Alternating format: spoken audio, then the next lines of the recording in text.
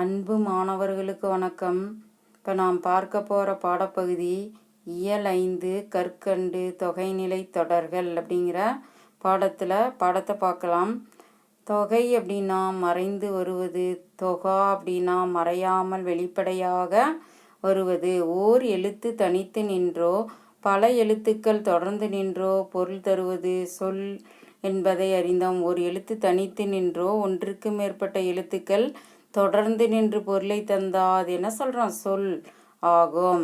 சொற்கள் பல தொடர்ந்து நின்று பொருள் தருவது சொற்றொடர் அல்லது தொடர் என்பதையும் அறிவோம். ஒரு சொற்கள், 2 சொற்கள், 2ற்கு மேற்பட்ட சொற்கள் தொடர்ந்து நின்று பொருளை தருவது சொற்றொடர் அல்லது தொடர் ஆகும். இப்போ பால் பருகினான், வெண்முத்து என்னும் தொடர்களை பாருங்கள். இவை பாலை பருகினான், பால் பருகினான் பாலை பருகினான், வெண்முத்து அப்படின்னா வெண்மையான முத்து என்னும் பொருள்களை தருகின்றன. முதல் தொடரில் ஐ என்னும் வேற்றுமை உருவு, அடுத்த தொடரில் மை என்னும் விகுதியையும் ஆன என்னும் உருவும் மறைந்து நின்று பொருள் உணர்த்துகின்றன. இவ்வாறு இரு சொற்களுக்கு இடையில் வேற்றுமை உருபுகளோ வினை பண்பு முதலியவற்றின் உருபுகளோ தொக்கி மறைந்து வருமானால் அதனை தொகைநிலை தொடர் என்பர். இத்தொகைநிலை தொடர் வேற்றுமை தொகை, வினைத்தொகை, பண்புத்தொகை, ஓமைத்தொகை, உம்மைத்தொகை, அன்மொழி தொகை என 6 வகைப்படும். 2 சொற்களுக்கு இடையில வேற்றுமை உருபுகளோ வினை பண்பு முதலியவற்றின் உருபுகளோ தொக்கி மறைந்து வருவது தான் என்ன தொகைநிலை தொடர் அப்படின்னு சொல்கிறோம். தொகைநிலை தொடர் வேற்றுமை தொகை, வினைத்தொகை, பண்புத்தொகை, உவமை தொகை, உம்மை தொகை, அன்மொழி தொகை என எத்தனை வகைப்படும்? 6 வகைப்படும்.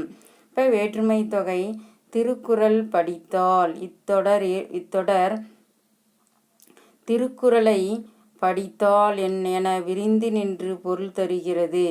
இரு சொற்களுக்கும் இடையில் ஐ என்னும் 2ஆம் வேற்றுமை உருவு மறைந்து வந்துள்ளது. இப்போ திருக்குறள் படித்தால் அப்படிங்கிற 2 சொற்களுக்கும் இடையில ஐ அப்படிங்கிற வேற்றுமை உருவானது மறைந்து வந்துள்ளது. இரு சொற்களுக்கும் இடையே வேற்றுமை உருவு மறைந்து வந்து பொருள் தந்தால் அதனை என்ன சொல்றாங்க? வேற்றுமை தொகை என்பர்.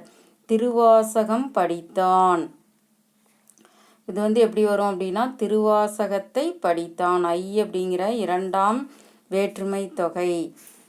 தலை வணங்கு, தலையால் வணங்கு, ஆள் அப்படிங்கிறது 3ஆம் வேற்றுமை தொகை, 3ஆம் வேற்றுமை உருவு ஆகும். சிதம்பரம் சென்றான், சிதம்பரத்திற்கு சென்றான் 4ஆம் வேற்றுமை தொகை. கூ அப்படிங்கிறது 4ஆம் வேற்றுமை உருவு. மலை வீல் அருவி, மலையின் வீல் அருவி. அப்படிங்கிறது 5ஆம் வேற்றுமை உருவு, 5ஆம் வேற்றுமை தொகை ஆகும். கம்பர் பாடல், கம்பரது பாடல்.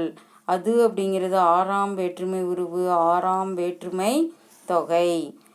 மலை குகை, மலைக்கண் குகை. கண் அப்படிங்கிறது 7ஆம் வேற்றுமை உருவு, 7ஆம் வேற்றுமை தொகை ஆகும்.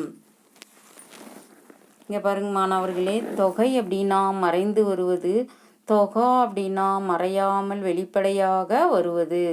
ஒரு எழுத்து தனித்து நின்றோ ஒன்றுக்கு மேற்பட்ட எழுத்துக்கள் தொடர்ந்து நின்றோ பொருள் தருவது என்ன சொல்கிறோம்? சொல் எனப்படும். சொற்கள் பல தொடர்ந்து நின்று பொருள் தருவது என்ன சொல்கிறோம்? சொற்றொடர் அல்லது தொடர் என்பதை அறிவோம். பால் பருகினான், வெண்முத்து அப்படிங்கிற சொற்றொடர் என்னும் தொடர்களை பாருங்கள். இவை பாலை பருகினான், வெண்மையான முத்து அப்படிங்கிற பொருள்களை தருகின்றன. முதல் தொடரில் ஐ என்னும் வேற்றுமை உருவும், அடுத்த தொடரில் மை என்னும் விகுதியும் ஆன என்னும் சொல்லுருவும் மறைந்து நின்று பொருளை உணர்த்துகின்றன.